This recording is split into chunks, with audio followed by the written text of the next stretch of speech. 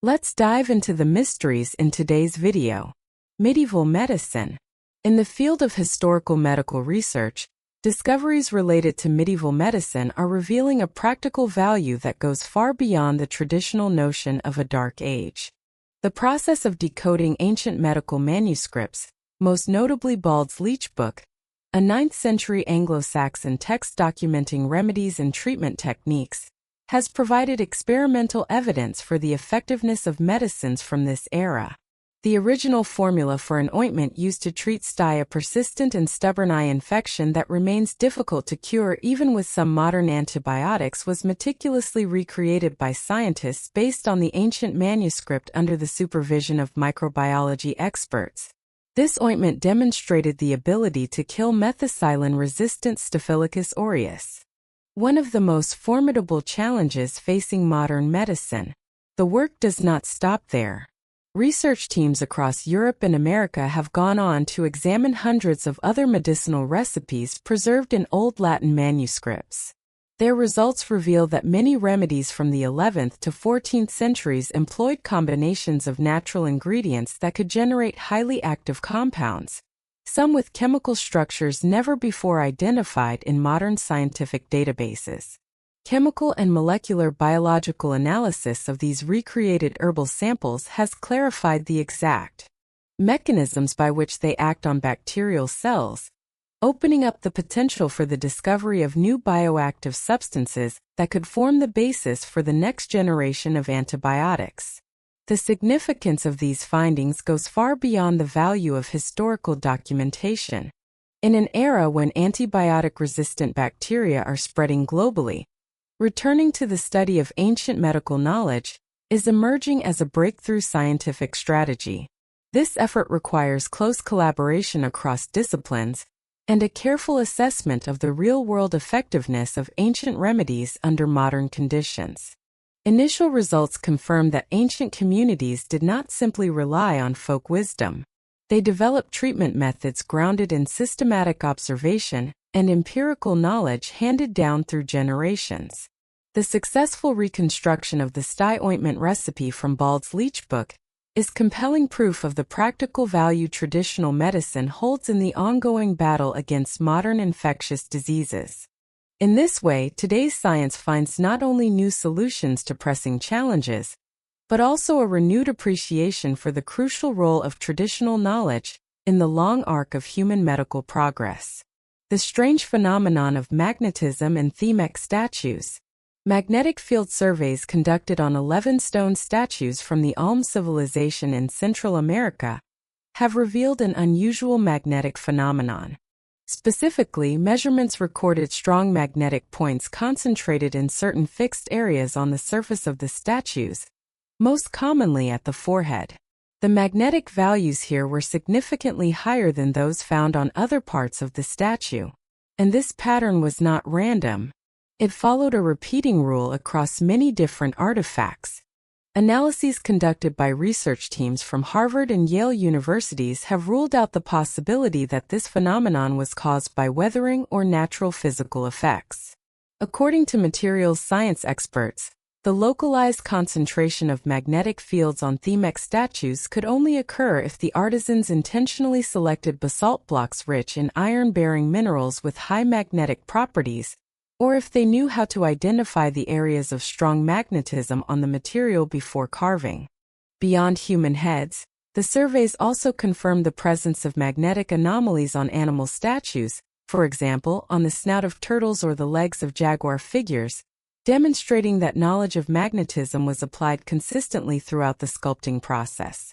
In addition, archaeological tools such as polished stone rods, which may have served as magnetic testing devices, have reinforced the hypothesis that themes possessed an understanding of the natural properties of magnetism. This discovery expands the boundaries of our understanding of the technological prowess of ancient American civilizations. If theme truly had the ability to detect and harness magnetism in daily life, this would be direct evidence that physical concepts like magnetism were being explored and utilized in the Americas more than 1,000 years before the compass appeared in ancient China.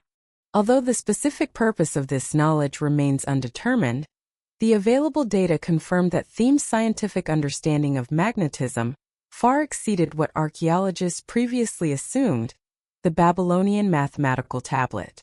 When archaeologists discovered the Plimpton 322 clay tablet in southern Iraq, they uncovered one of the most compelling pieces of evidence for the mathematical knowledge of the Babylonians nearly 4,000 years ago. This tablet, inscribed with uniform script, contains rows of numbers that modern mathematicians now recognize as sets of Pythagorean triples, the very foundation of the famous theorem on right triangles. What is truly remarkable is that this tablet dates to around 1800 BC, more than a millennium before the time of Pythagoras in Greece. The numbers are systematically arranged, divided into columns corresponding to the measured values of the sides of right triangles. Deciphering experts found that the Babylonians used a base 60 numerical system, enabling them to perform complex arithmetic and trigonometric calculations. The tablet may have been used for land measurement, architectural design, or mathematics instruction in ancient society. Their geometric reasoning went beyond simple practice, reflecting an ability to generalize geometric relationships into numbers, something that far surpassed the level of many other civilizations of their time. The existence of Plimpton 322 has forced modern scholars to reconsider traditional views of the origins of Western mathematics. Textbooks have long identified ancient Greece as the birthplace of theoretical mathematics. However, this evidence shows that the Babylonians not only understood key theorems, but also applied them systematically in practical contexts. This is not merely a discovery about numerical knowledge. It also redefines the entire course of ancient mathematical development. It proves that the Babylonians had advanced far in science long before the emergence of Greece's famous mathematicians. The Utopian Temple in Saudi Arabia. The ruins of a Neolithic temple recently discovered near the Saudi capital of Riyadh have opened up an entirely new perspective on the history of the Arabian Peninsula. An international archaeological team working with the Saudi Heritage Commission utilized a series of modern technologies, including ground-penetrating radar, to search for traces beneath the thick desert sands. After months of analyzing data from aerial photographs to digital terrain maps, they were able to pinpoint the exact location and layout of this ancient complex. At the center of the site stands a large stone altar once used for rituals that have never been reenacted in the past 8,000 years. Surrounding the temple are traces of numerous houses, indicating that this was not only a place of worship, but also the social center for an entire prehistoric community. Notably, 287 ancient tombs have been found interspersed throughout the surrounding area. What makes this site especially noteworthy beyond the realm of ordinary archaeology are the inscriptions carved into stone tablets. One of the steles bears the name of the deity Kahal, suggesting that before the arrival of Islam, the society here already possessed a rich religious tradition. The entire discovery raises many questions for researchers about the evolutionary trajectory of Arabian Peninsula societies. This temple not only breaks through previous chronological boundaries, but also demonstrates the creativity and early development of complex belief systems among the people of this region. The Kaimanawa Wall in New Zealand.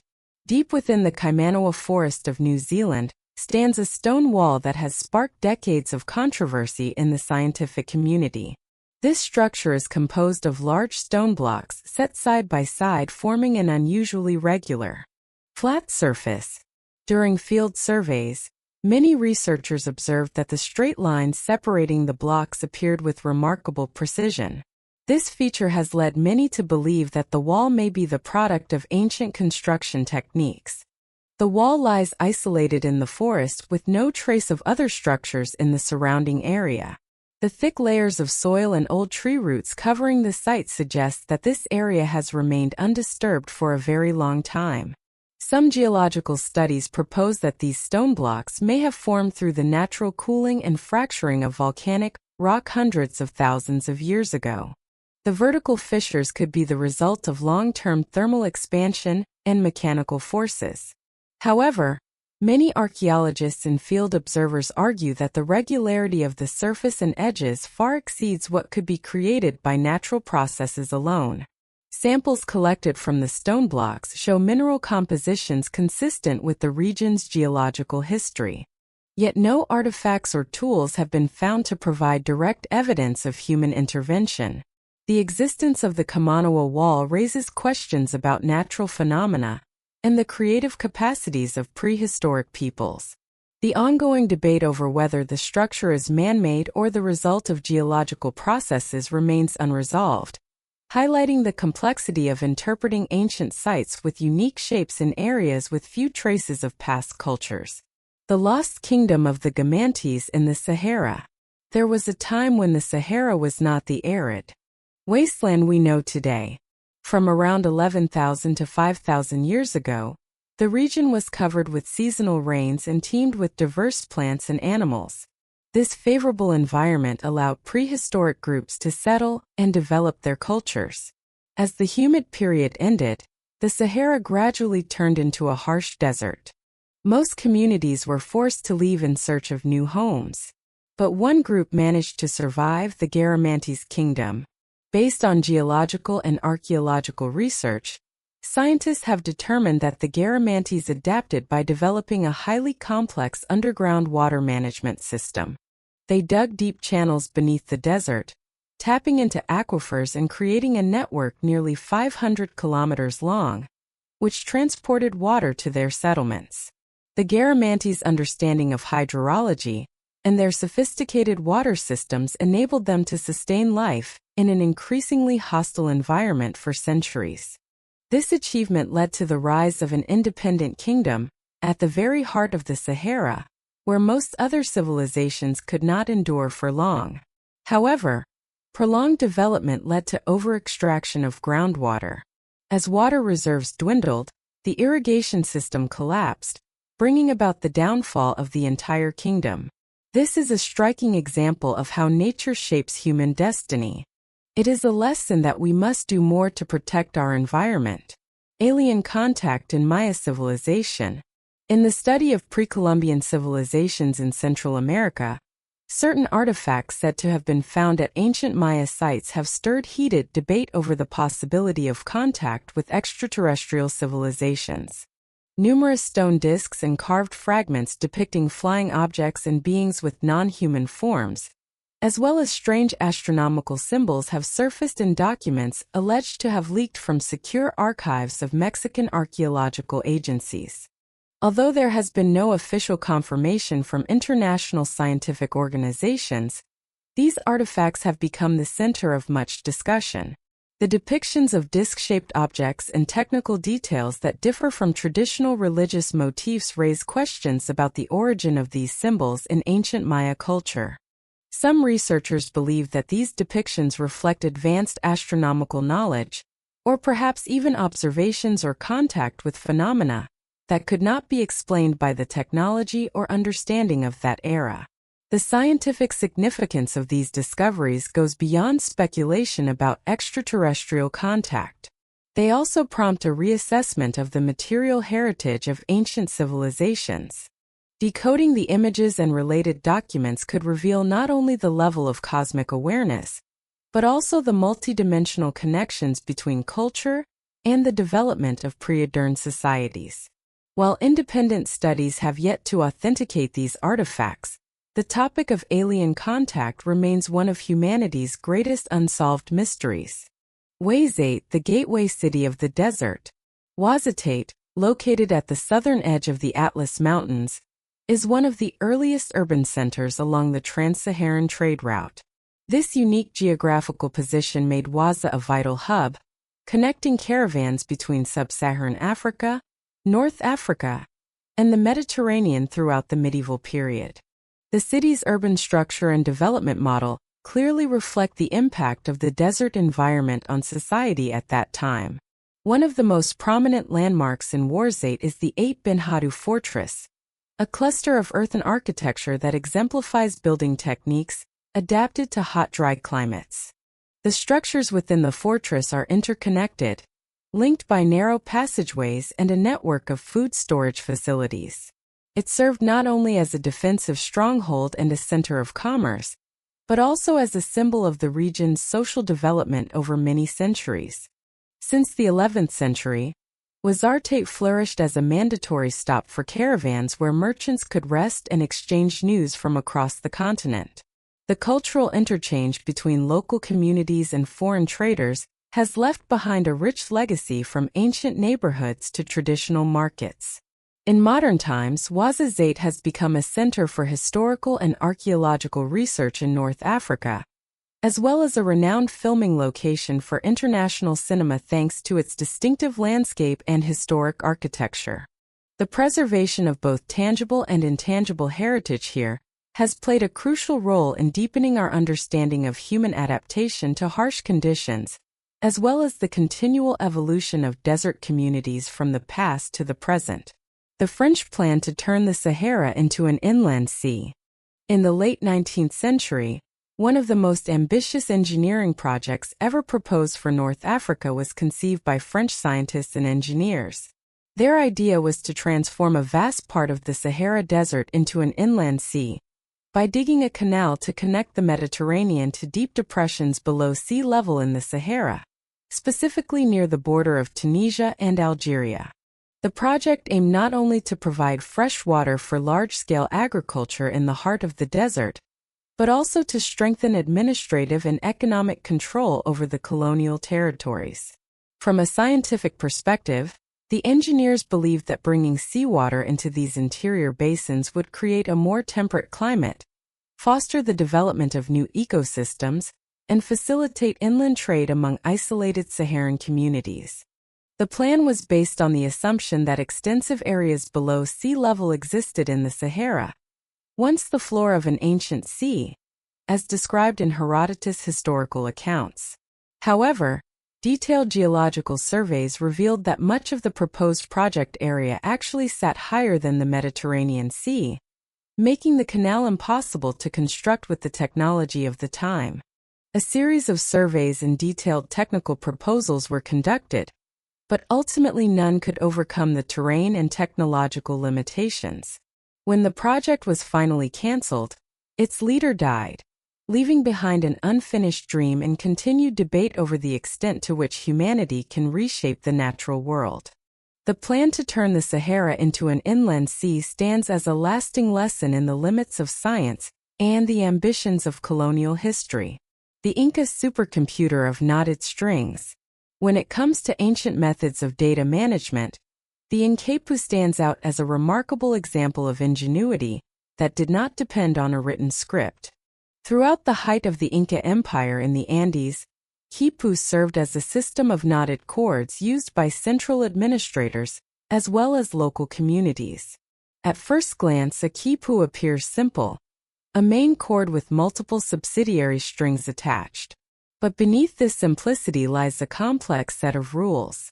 Modern research has confirmed that ancient quipu were used for tax management, census records, and religious ceremonies.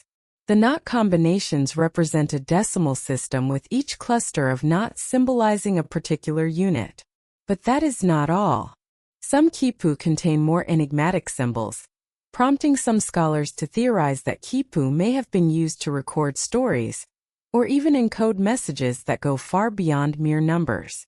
The process of deciphering quipu shows that the fundamental principles of data processing were already being developed by the Inca in the 15th century, in a context where widespread writing did not exist. Each quipu was not merely an individual record, but could be linked together into a distributed data network supporting a centralized administrative system.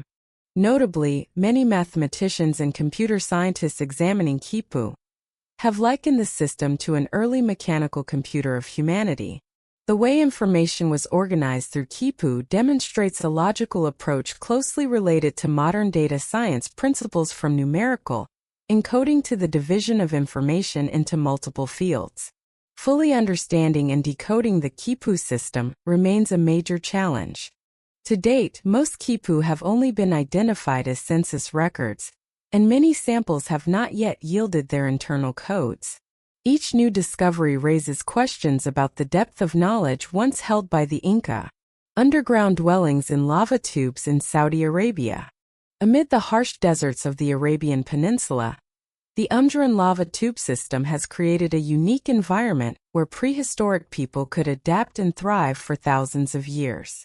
This system is the result of volcanic activity millions of years ago, leaving behind basalt tunnels stretching more than 1.5 kilometers beneath the ground.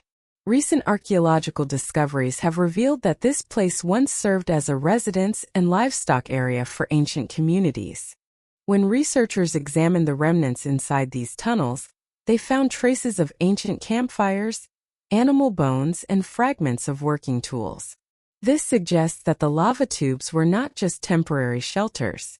The cool, stable air underground also helped preserve food, minimize the risk of dehydration, and allowed communities to survive, even as scorching heat blazed above. Long-term settlement within the lava tube systems also helped ancient inhabitants effectively cope with environmental changes. This stands as evidence of humanity's remarkable understanding and adaptability in the face of nature. Not only at Unjan, but similar natural lava tube systems have also been found elsewhere on the Arabian Peninsula, showing that this was a widespread survival strategy throughout the history of desert communities in West Asia. The spiral well system of the Nazca people. In ancient times, the Nazca people undertook an unprecedented experiment in irrigation amid unforgiving conditions. They constructed a network of dozens of spiral wells that plunged deep into the earth, connecting with underground canals that brought water to their settlements. The most recognizable feature of each well is its perfectly formed spiral with steps descending toward the center, allowing people to access the aquifer below, while also supporting a continuous airflow that reduced water evaporation underground. These wells are linked to subterranean aqueducts, channels assembled from sturdy pebbles directing groundwater from highlands to lower-lying areas. The construction of this system required the Nazca to carefully survey geological conditions, accurately locate underground water sources, and select appropriate materials. Moreover, the coordination of multiple spiral wells along a single aqueduct enabled an even distribution of water to each settlement area. Thanks to this network, both residential areas and farmlands could flourish, sustaining a populous civilization right in the heart of the desert. Today, even with satellite imagery and modern field survey technologies, many technical details of the aqueducts remain unexplained. Some researchers believe that beyond their practical function, the spiral wells also held religious significance, since the placement and number of wells sometimes align with the famous Nazca lines. Regardless of their primary purpose, the Nazca well and aqueduct system stands as a testament to this civilization's advanced irrigation technology and exemplifies the remarkable adaptability of ancient peoples when faced with nature's most daunting challenges. The sudden appearance of a lake in the Tunisian desert.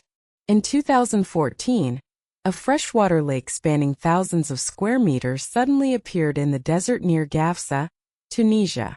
This was an extraordinary phenomenon in a region defined by prolonged drought and a landscape of limestone interspersed with sand where surface water is scarce.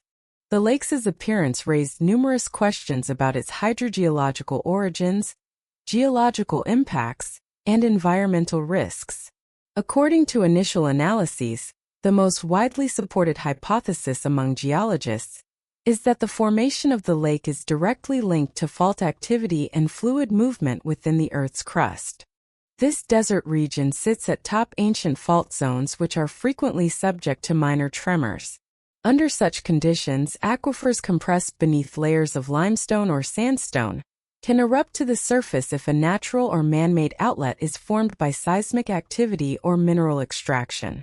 This process resembles the emergence of natural springs observed in other semi-arid areas around the world.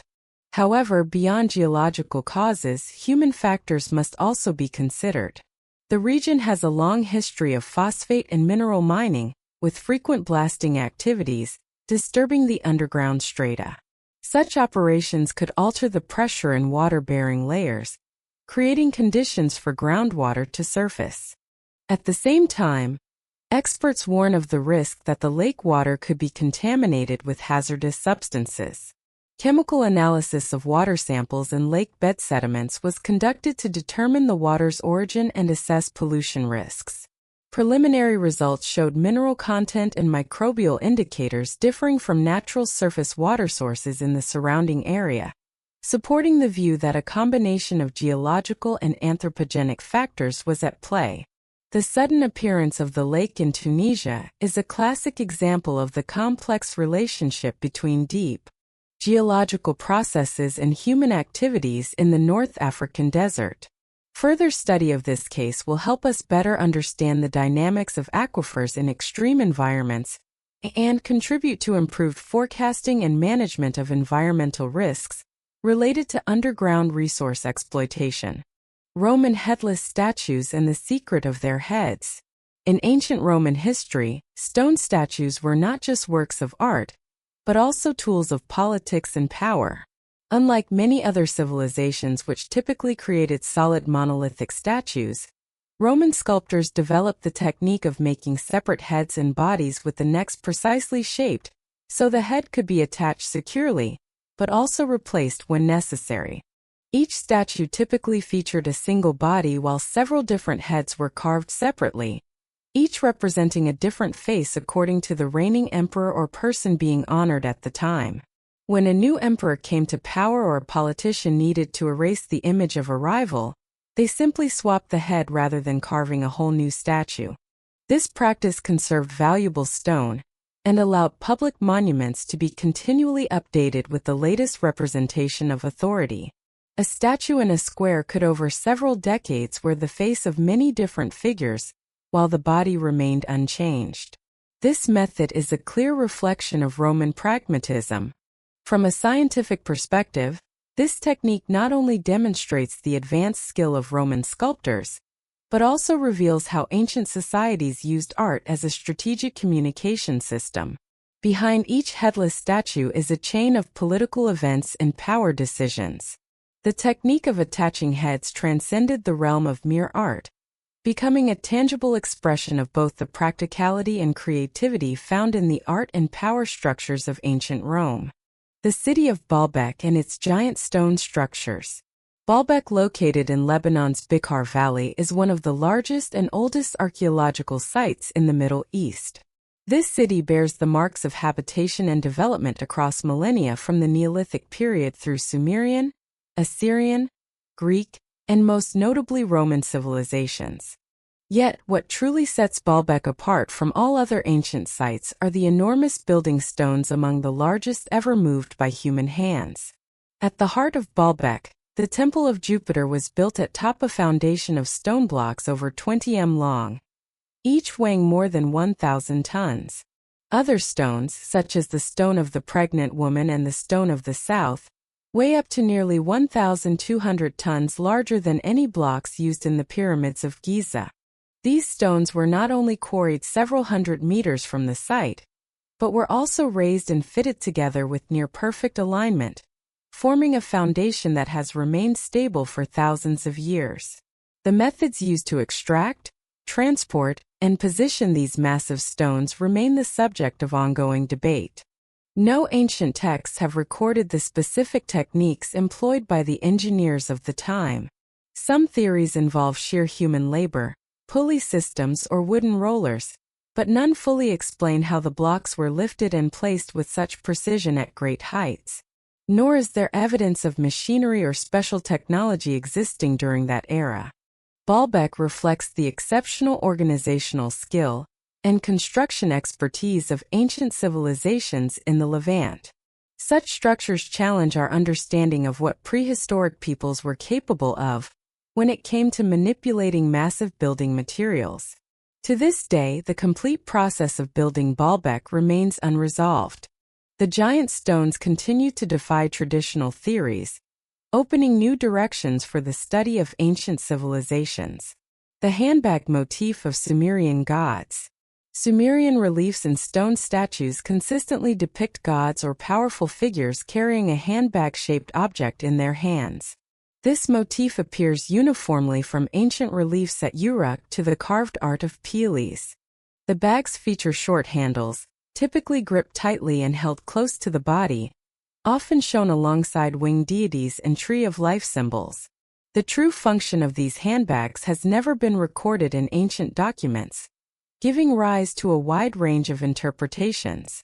Some archaeologists and religious historians believe they were ritual containers, perhaps used to hold holy water or fragrant resins.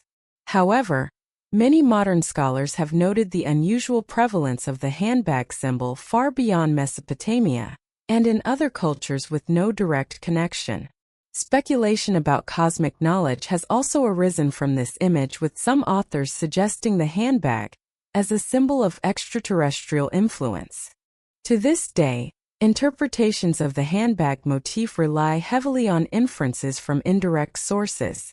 This object continues to be the subject of interdisciplinary research. Its value lies in expanding the approach to the role of symbols in the formation of ancient belief systems, and it raises questions about the possibility of cross-cultural interaction dating back to prehistoric times. Migration in ancient societies of Suhul around 75,000 years ago.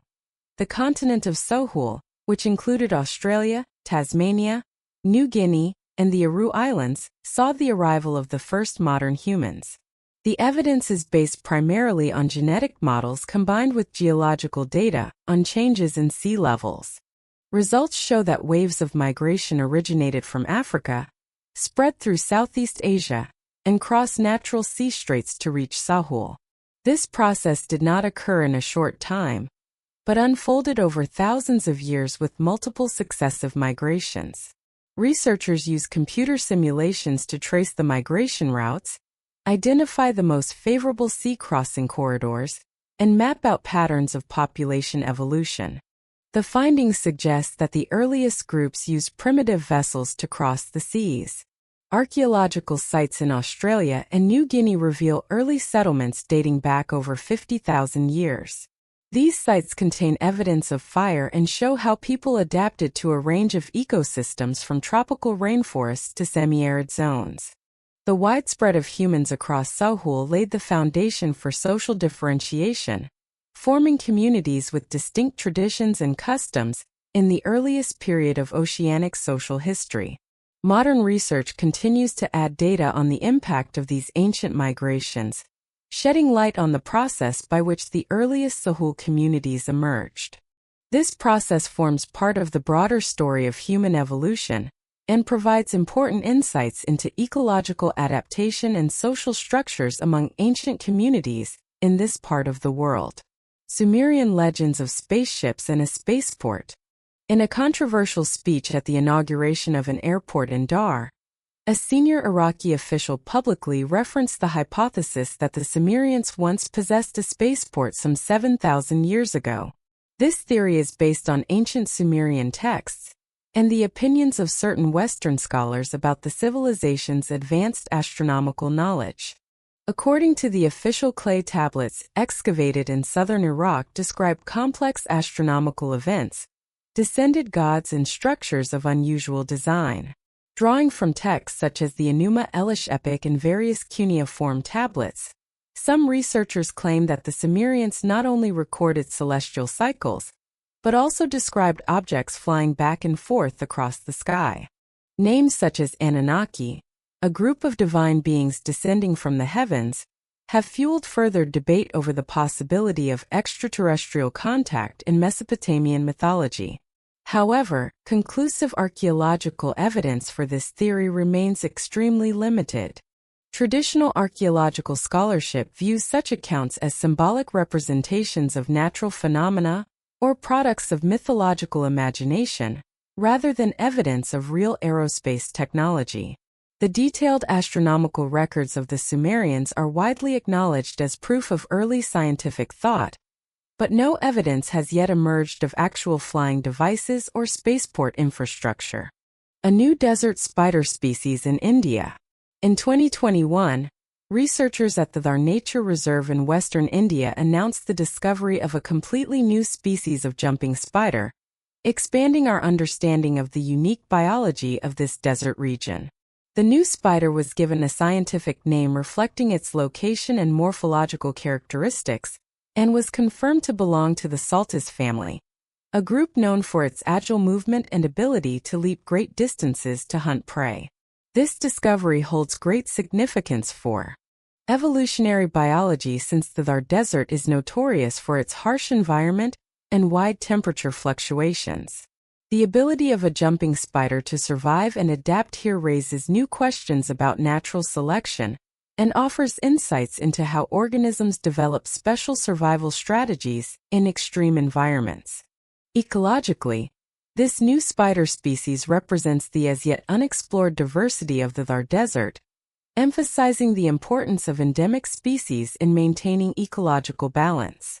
Surveys show that jumping spiders play a key role in the food web as predators, helping control insect populations and supporting the stability of the local environment. This finding highlights the importance of biodiversity conservation, especially in places as seemingly barren and inhospitable as the Thar Desert regions that may still harbor many species unknown to science. The Hanging Gardens of Babylon. The Hanging Gardens of Babylon are often cited as a unique symbol in the history of ancient architecture. Though to this day, conclusive archaeological evidence for their existence remains the subject of intense debate. According to Greek and Roman sources, the gardens were said to have been built by King Nebuchadnezzar II in the 6th century BC as a gift for Queen Amytis. Ancient descriptions claim that the gardens were not merely landscapes, but integrated technical solutions for lifting water from the Euphrates River all the way to the tops of the high terraces. This would have required a continuous system of pumps and water channels to maintain soil moisture and keep the plants alive despite the arid climate of Mesopotamia. Some modern theories suggest the use of Archimedes screws or hydraulic methods for raising water, highlighting the era's advanced irrigation techniques.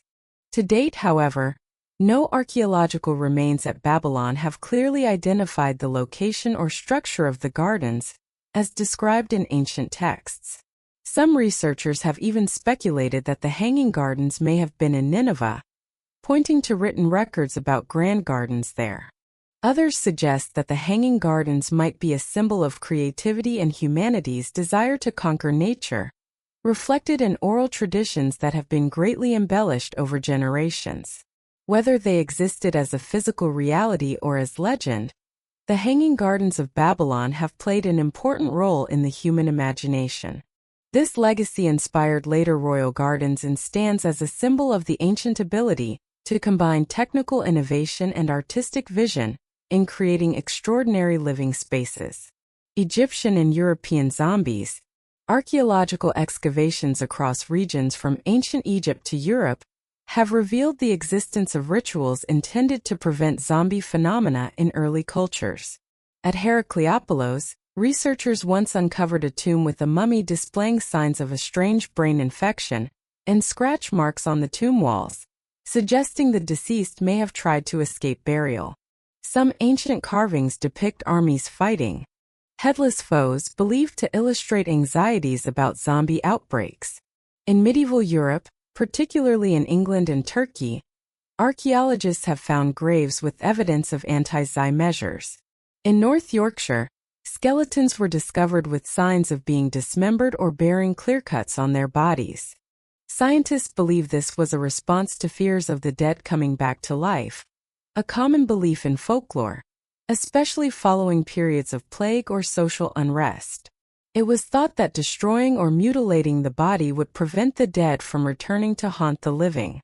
In Turkey, unusual graves contain cremated remains buried deep with bent nails driven around the bones. Thick lime and fire brick layers were also used to create barriers to seal the soul inside. Archaeologists suggest these rituals were intended to stop the dead from leaving the grave, especially in the case of individuals considered witches or thought to possess supernatural powers. These discoveries not only reveal the spread of zombie fears in the ancient human psyche, but also shed light on the spiritual lives of those times. The Oracle of Ammon at the Sewa Oasis. Situated amid the vast Egyptian desert, The Sewa Oasis stands out as an important religious and cultural center since ancient times. Here, the Temple of Ammon once housed the Oracle of Ammon, an esteemed prophet regarded as a bridge between humanity and the divine.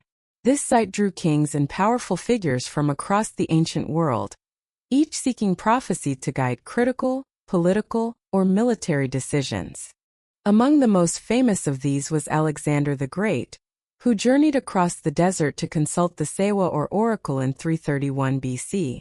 There, the Oracle affirmed him as the son of the god Ammon, an endorsement that not only strengthened his personal stature, but also legitimized his rule over Egypt. Beyond its religious role, the Sewa Oasis is steeped in mystery. One of the most enduring legends is the disappearance of an army of 50,000 men sent by Persian king Cambyses II to conquer the region. According to historical records, the entire force vanished without a trace in the desert, and to this day, no archaeological evidence has ever revealed their fate. The area surrounding the Sewa Oasis still preserves many ancient ruins, including tombs built at top hills and excavation sites yet to be fully explored. Together, these remnants paint a complex picture of a cultural center that once played a pivotal role in the history of North Africa and the Mediterranean. Natural gas extraction and ancient beliefs. Studies of technological history have revealed early evidence that ancient Chinese civilizations were extracting and using natural gas thousands of years before Christ. In the plains of Sichuan, bamboo pipelines were developed to channel natural gas from underground reservoirs to the surface. This gas was used for boiling water, producing salt from brine, and other daily activities. Archaeology has confirmed that deep drilling techniques combined with bamboo piping created a primitive yet effective model for gas extraction and distribution, well ahead of similar advances in other civilizations. At the same time, in the Mediterranean and Near East, natural gas seeping from cracks in the Earth's crust was also recognized and utilized by cultures such as the Greeks and Persians. Historical and archaeological evidence points to the phenomenon of eternal flames, fires kept alive by continuous flows of natural gas, becoming closely associated with religious centers and rituals. At Delphi, for example, priestesses inhaled natural gases in sacred caves before delivering prophecies. In Persia, perpetual flames were objects of worship, laying the foundation for the fire-centric religion of Zoroastrianism. The interplay between natural gas technology and religious practice illustrates not only the level of technical achievement, but also the deep connection between scientific knowledge and societal values in the ancient world. Notably, this intersection offers a new perspective for the study of technological history, emphasizing the role of both spiritual beliefs and practical needs in the evolution of early engineering. An ancient administrative complex near the ancient city of in southern Iraq. Archaeologists have uncovered a vast architectural complex dating back some 4,000 years, the same era in which Abraham is said to have lived. According to ancient texts, excavations and stratigraphic analysis reveal that this complex is located some 12 kilometers from the main urban center, suggesting a special function beyond ordinary residential use. The layout of the complex is monumental, with long walls forming a rectangular enclosure, each side measuring over 80 m. The interior is divided into numerous rooms, corridors, and large courtyards, some areas with foundations far more robust than typical domestic buildings of the time. Based on its location and the remaining evidence, researchers believe it likely served as an administrative center or a site for important religious ceremonies in the ancient Mesopotamian community. Artifacts found at the site include clay tablets with cuneiform inscriptions, cylinder seals, and administrative tools. The presence of these documents supports the hypothesis that the complex played a role in economic coordination, tax collection, or production management. Additionally, ritual objects and temple-like structures hint at its possible use for religious ceremonies within the Sumerian community. Inca brain surgery in the highlands of the Andes. Archaeologists have confirmed that the Inca and their pre-Inca predecessors practiced cranial surgery, with the level of proficiency rarely seen in prehistory. The most common method was trepation, or the opening of the skull to relieve intracranial pressure after injury, a technique still known by that name today. Evidence from hundreds of archaeological skulls mostly found around Cusco and Peru's coastal sites shows that this medical knowledge evolved over many generations from simple drilling to more complex openings in square or composite shapes, adapted to specific clinical cases. Initially, survival rates after such procedures were low, with many skulls showing signs that patients died soon after surgery. However, analysis of bone regrowth around the surgical sites indicates that success rates improved over time, especially between the 12th and 15th centuries. By the final phase of the Inca civilization, survival rates after cranial surgery could reach 80 to 90%. An impressive figure compared to contemporary techniques in Europe or elsewhere. This reflects both the accumulation of hands-on experience and the Incas' anatomical knowledge. Microscopic analysis shows that incisions were made with refined stone or metal tools such as stone knives or, in later periods, bronze alloy blades. Ethnobotanical research reveals that the Inca used a variety of medicinal plants for antisepsis, pain relief, and bleeding control, increasing the likelihood of patient recovery. The use of local anesthetics from native plants also contributed significantly to surgical outcomes. Far from being merely an example of advanced experimental medicine, cranial surgery reveals a fairly developed community healthcare system among the Inca, with trained medical specialists and systematic post-operative care protocols. The oldest mosque ruins in Israel. The ruins of an ancient mosque in Israel's Negev desert, dated to over 1,200 years ago, represent a significant discovery for archaeology and religious history in the Middle East. During the construction of a new residential area, archaeologists found the foundations of a square building oriented toward Mecca, with a small wall niche serving as a prayer alcove. The architectural features are consistent with early Abbasid period mosques, attesting to the very early spread of Islam to this region, just a few generations after its emergence from the Arabian Peninsula. Artifact analysis indicates that the mosque was relatively small, likely serving a limited but organized community, perhaps merchants or local landowners. Additional finds such as pottery shards, household implements, and traces of perimeter walls confirm the continuous presence of a Muslim community here from the 8th to the 9th century. Nearby, archaeologists also discovered the foundations of a large mansion with distinctive architecture, evidence of the local elite's wealth at the time. The parallel existence of both mosque and mansion reflects a period of profound social change as local communities adopted new religious beliefs during a time of shifting religious, political, and economic relations. The significance of this discovery lies in its contribution to our understanding of Islam's expansion into the Middle East beyond traditional centers like Jerusalem and Damascus. And it sheds new light on the relationship between indigenous populations and rising religious political powers in the early medieval period. Hanging coffins. Studies of the practice of suspending coffins on cliff faces in East and Southeast Asian cultures reveal a unique form of burial that reflects the relationship between humans, the natural environment, and beliefs about death.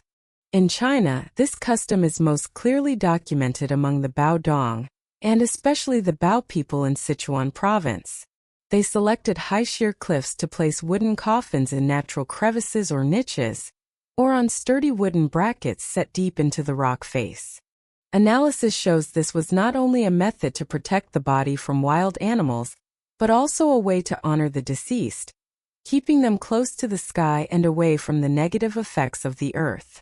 In the Philippines, particularly in the mountainous region of Sagada, the tradition of hanging coffins has also been practiced for generations by the Igoroth people. They crafted compact coffins and skillfully used ropes or deeply buried them in vertical rock crevices.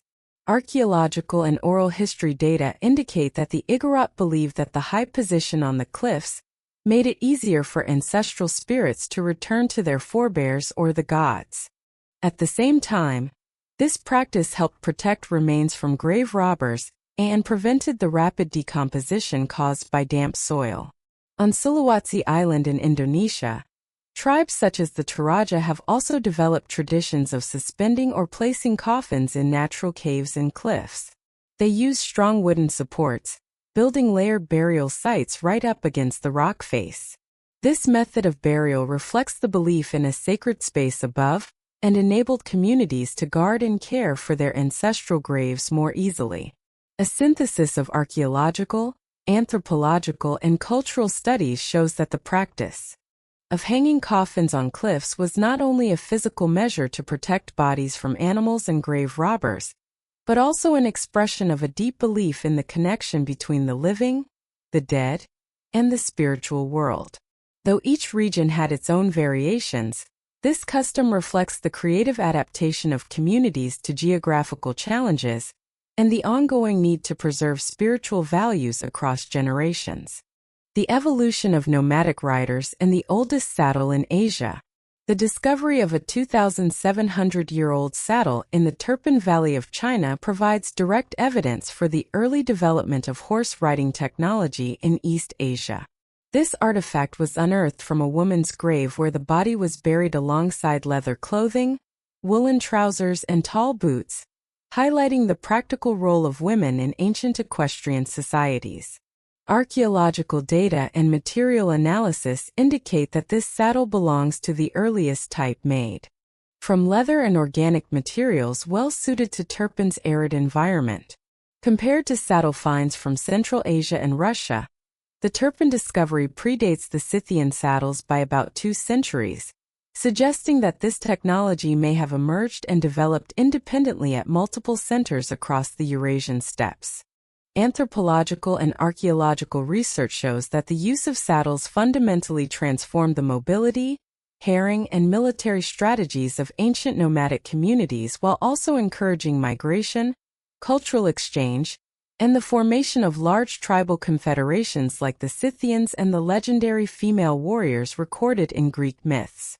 The appearance of the saddle in tarpan also reflects the versatile role of women in ancient society, from production, labor to horse riding, and possibly even in warfare. Combining material evidence and regional comparisons, this discovery sheds light on the independent development and diffusion of saddle technology across Eurasia, helping explain the rise of great nomadic societies and the crucial role of horsemanship in shaping cultural and social change across the ancient steppe. Minoan star navigation skills. Research into the architecture of palaces and central buildings on Crete has revealed that the Manawans paid close attention not only to construction techniques, but also to astronomical orientation. Many major structures feature central courtyards or axes aligned with the movement of prominent stars, matching the rising or setting of certain constellations at the horizon during the annual cycle. Archaeological data and field measurements show that these alignments were deliberate, based on established astronomical rules, and used to determine the timing of rituals, agricultural seasons, or maritime activities. Scientific evidence suggests that the Manawans may have used a star route navigation system, sea routes determined by the positions of stars at night to guide ships from island to island or from Crete to other Mediterranean ports. By precisely tracking the stars, they could maintain course on long sea journeys, even when no land was in sight. The integration of astronomical knowledge into daily life, production, ceremonies, and exploration greatly enhanced Minoan trading skills, expanded their commercial networks, and contributed to the process of cultural exchange across the ancient Mediterranean. This analysis shows that the Minoans' observation and application of cosmic laws were practical and systematic, and highlights the central role of astronomy in the social and economic structures of pre-Hellenic societies. The Nimrud lens at the ruins of Nimrud Palace of the Assyrian Empire. Archaeologists discovered a crystal lens estimated to be about 3,000 years old, sparking debate over its true function. The Nimrud lens is crafted from natural rock crystal, polished and slightly oval in shape with a focal length measured at about 11 centimeters. Its form and clarity allow it to focus and transform light, indicating a certain level of understanding of optical principles in ancient Mesopotamian society. Many theories have been proposed to explain the use of this lens. Some researchers believe it may have served as a simple magnifier, helping to observe details on engravings, gemstone carvings, or to study insects and medicinal plants. Another hypothesis suggests the lens was used to start fires by focusing sunlight on organic materials useful for religious rituals or daily life. Most controversially, some have argued it was a component in an early telescope, allowing the Assyrians to observe celestial bodies, and thus explaining their advanced astronomical knowledge for the era. The ability to craft a lens capable of refracting and focusing light with finely worked curved surfaces demonstrates that ancient artisans had mastered crystal manipulation and understood certain physical properties of light.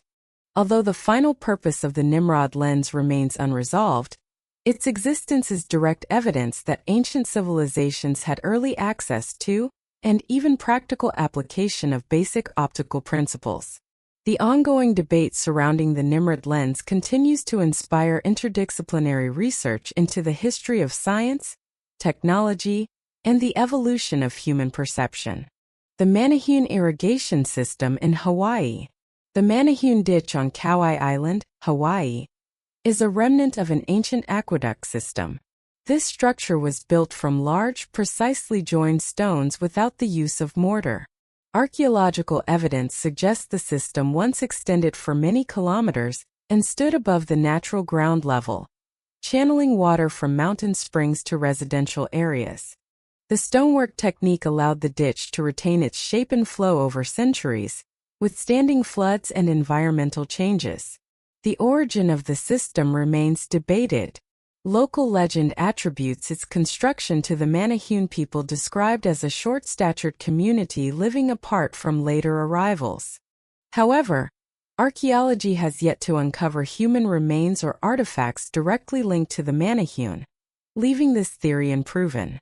Some researchers believe the Manahune story preserves the memory of Hawaii's earliest inhabitants passed down through oral tradition. From a technical perspective, the Manahune Ditch demonstrates the water management expertise of ancient Hawaiians. The selection of materials, organization of transport, stone placement, and ongoing maintenance of the system required knowledge of topography, hydrology, and labor management. The aqueduct ensured reliable irrigation and domestic water supplies under changing climate conditions, supporting agricultural productivity, settlement stability, and social development. The Manahune Ditch is an important case study for the evolution of irrigation technology in the Pacific region. It illustrates the degree of environmental mastery achieved by ancient societies and the role of technical knowledge in social organization and economic growth on the islands.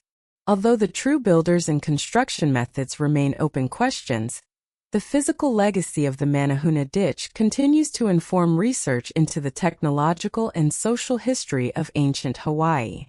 The Sohi Japan's warrior monks in medieval Japan. The internal fragmentation of Buddhist sects led to the emergence of a unique social phenomenon, the rise of warrior monks or Sohei. This trend began with power struggles between major temples which served as local centers of both economic and political influence. As temples clashed over land, assets, and control, groups of clergy began training in martial arts and arming themselves, eventually developing their own military forces. Historical records document the year 970 when violence between Inryakuji and Mita temples marked the beginning of large-scale religious militarization. In later centuries, Sohi not only protected their own temples but participated in feudal warfare, playing independent roles in key battles, and sometimes even overpowering traditional samurai armies. The activities of the Sohi had a profound impact on the political, military, and religious landscape of Japan, showing the direct connection between religious and armed power. The growth of these monastic armies helped shape the complex relationship between the state and religion. Local warlords often allied with or opposed Sohi groups to consolidate or expand their influence. As a result, religion became not only a spiritual force but also a direct participant in political life, shaping the course of wars and shifts in power throughout medieval Japan.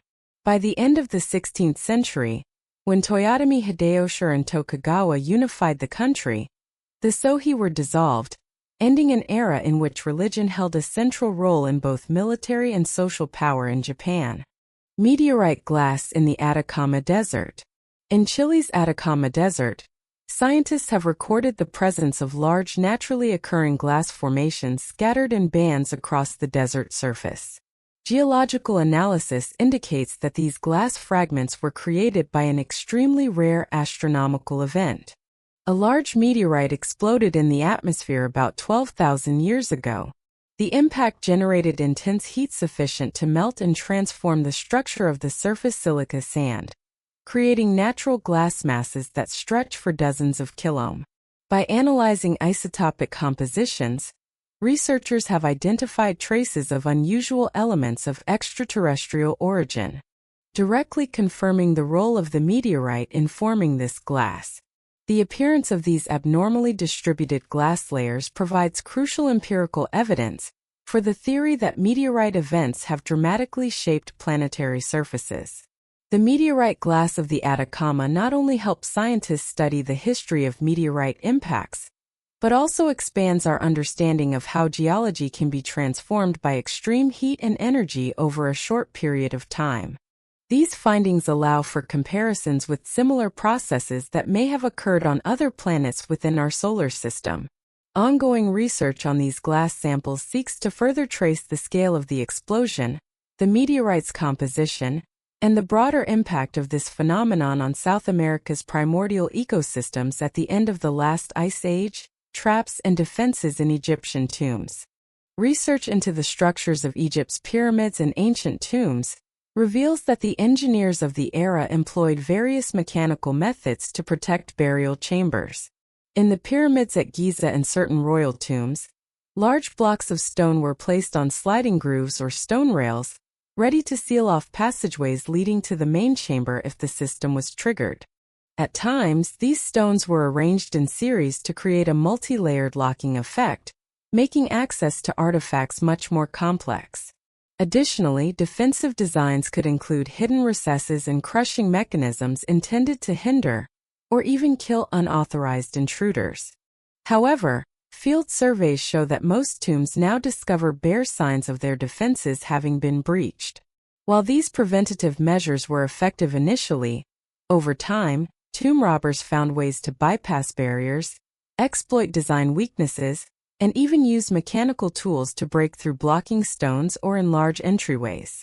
The evolution of burial defenses in Egypt reflects not only efforts to safeguard treasures and relics from intrusion, but also demonstrates organizational thinking, construction skills, and the awareness of both material and spiritual value among ancient dynasties. Today, these defense systems remain valuable sources for the study of technological progress and security measures in ancient Egyptian society. Uruk cradle of the ancient city.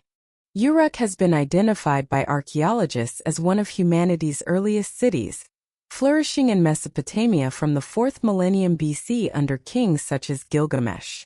Uruk was not only an administrative center, but also the birthplace of many foundational inventions of urban civilization, most notably the use of personal seals.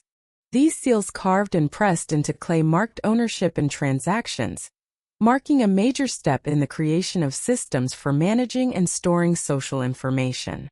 Uruk's religious architecture stands out with its ziggurat step temple tower symbolizing a connection between earth and the divine.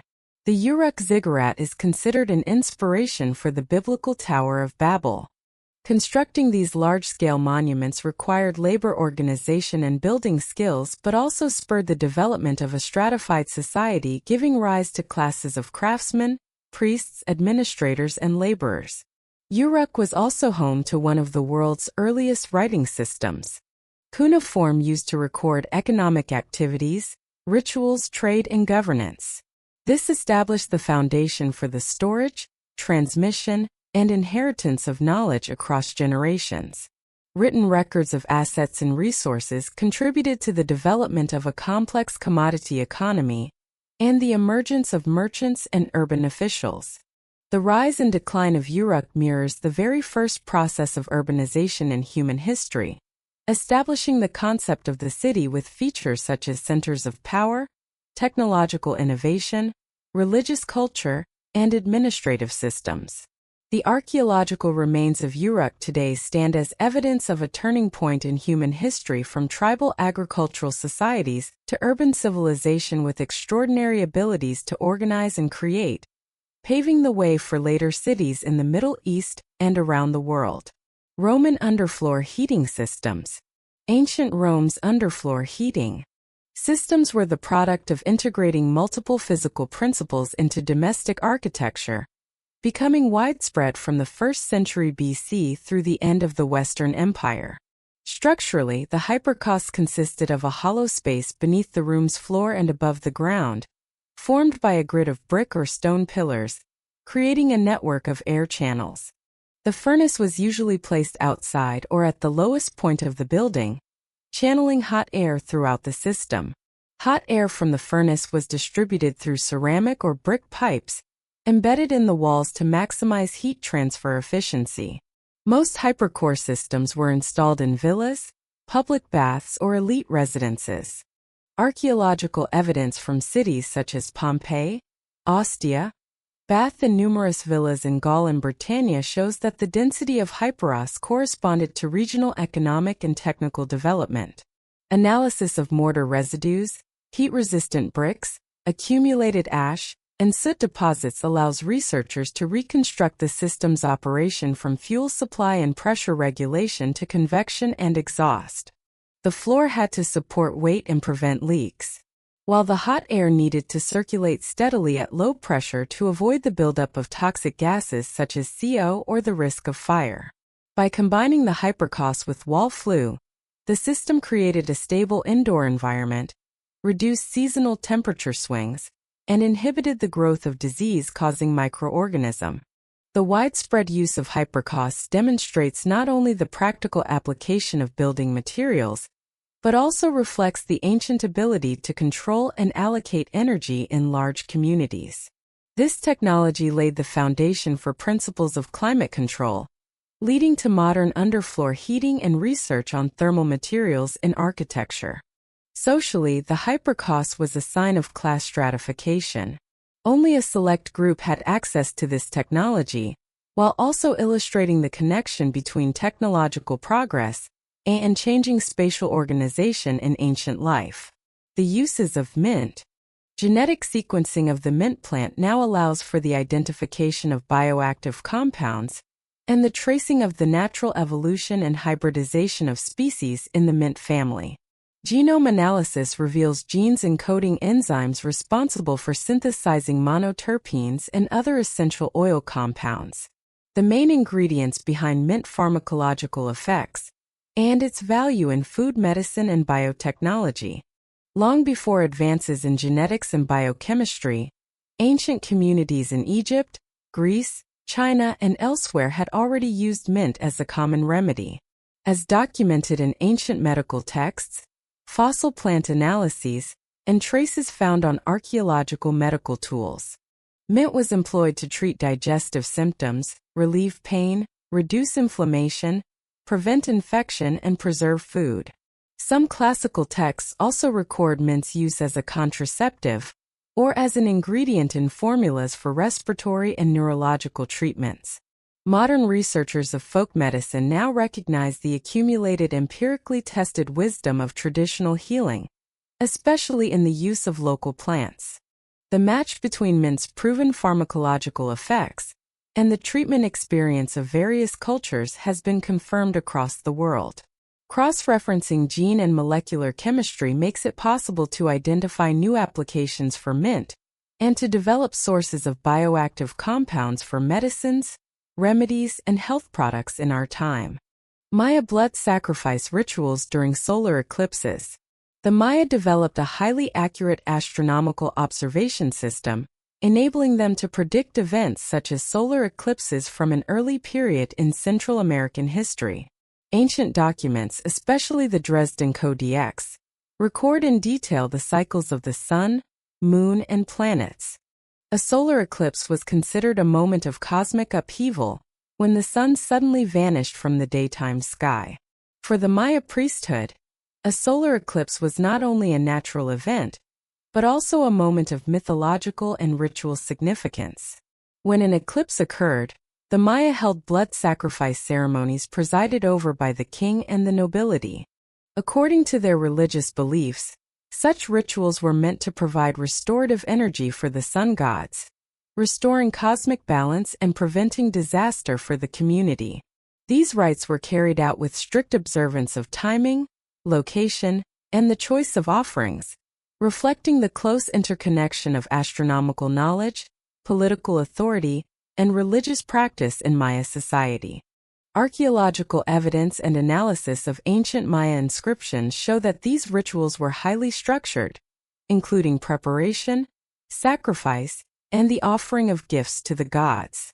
The activities were closely tied to the Maya worldview, in which humans served as intermediaries between supernatural forces and the earthly realm. The eclipse was both a warning and an opportunity for the community to reaffirm its connection to the cosmic order through collective symbolic ceremonies. The blend of scientific observation and religious ritual during eclipse events gave rise to a unique knowledge system, reinforcing Maya's social order and maintaining belief in the stable operation of the natural world. The submerged Temple of Hercules in the southern bays of Spain. An archaeological team has announced the discovery of a large submerged structure believed to be the remains of the Temple of Hercules, a site closely associated with Greek legend and ancient Western historical sources. The location was once cited as an important religious center visited by such figures as Julius Caesar, Hannibal, and Scipio Africanus, attracting pilgrims from across the ancient Mediterranean. Digital terrain modeling reveals the foundation of the structure measuring up to 300 m long and 150 m wide, now entirely beneath the waters of the Bay of Gaudier. This fits ancient descriptions of the temple, once featuring great stone columns, an eternal flame, and rituals honoring Hercules' legendary deeds. Archaeological evidence suggests the temple was built by the Phoenicians around 3,000 years ago, strategically oriented toward the sea and serving as both a religious hub and a maritime trading landmark for the region. Based on studies of the area's natural history, researchers believe geological shifts, earthquakes, or tsunamis caused the submergence and subsequent centuries of oblivion. The discovery of submerged structural remains and ancient building materials now offers a chance to reassess traditional accounts and reconstruct the ancient religious landscape that once embodied both faith and power in pre-Roman Spain. Definitive identification of the site will require further surveys and field verification. Nonetheless, this discovery highlights the pivotal role of ancient religious architecture in shaping the cultural and political geography of the Western Mediterranean, while also raising new questions about the past hidden beneath the sea. If you found these mysterious stories fascinating, leave your thoughts in the comments below, and don't forget to subscribe to the channel so you won't miss any of our future discoveries. We look forward to seeing you in the next video.